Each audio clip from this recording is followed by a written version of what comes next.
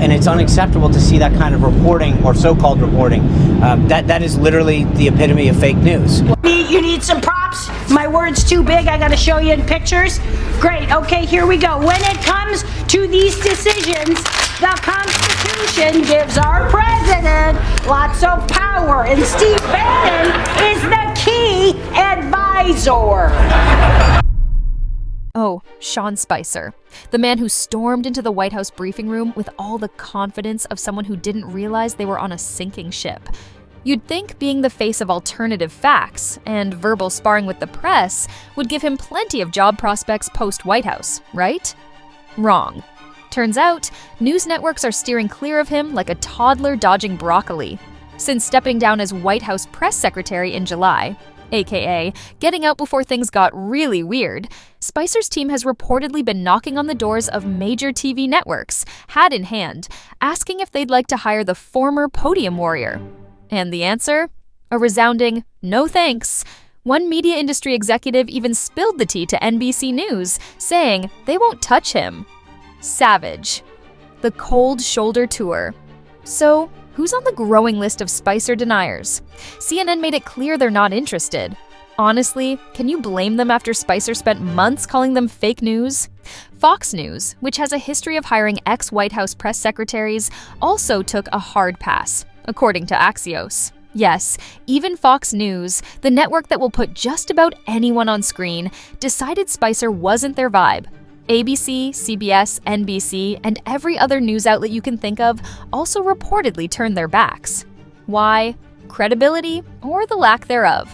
Apparently stretching the truth about inauguration crowd sizes and weather maps doesn't sit well when your job is, well, delivering the news. What's Sean been up to? But wait, it's not all doom and gloom for the former spin doctor.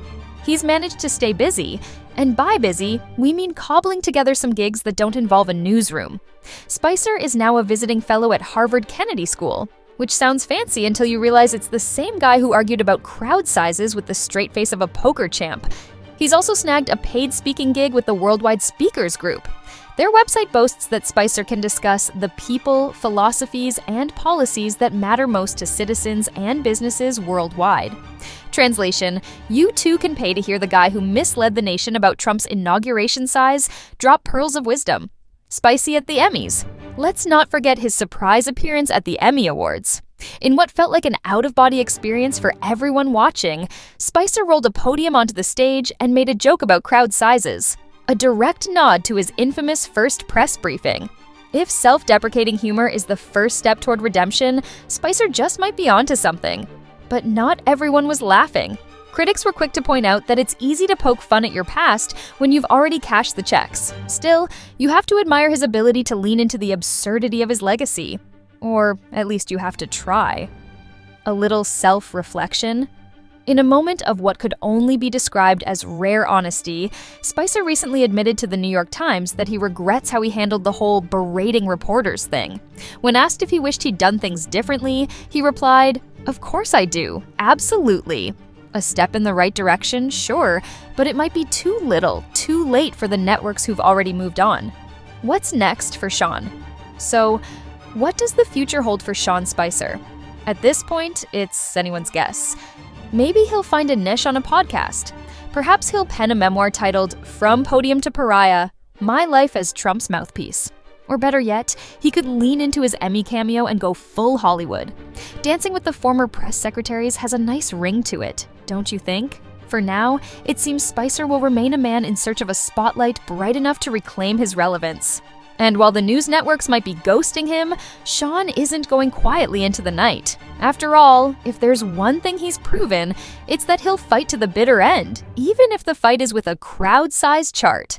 Fast forward to 24, and Sean Spicer has found a way to stay in the game, though not quite as he envisioned. These days, he's hosting a podcast with a modest following, making sporadic appearances at conservative events, and dabbling in political consulting.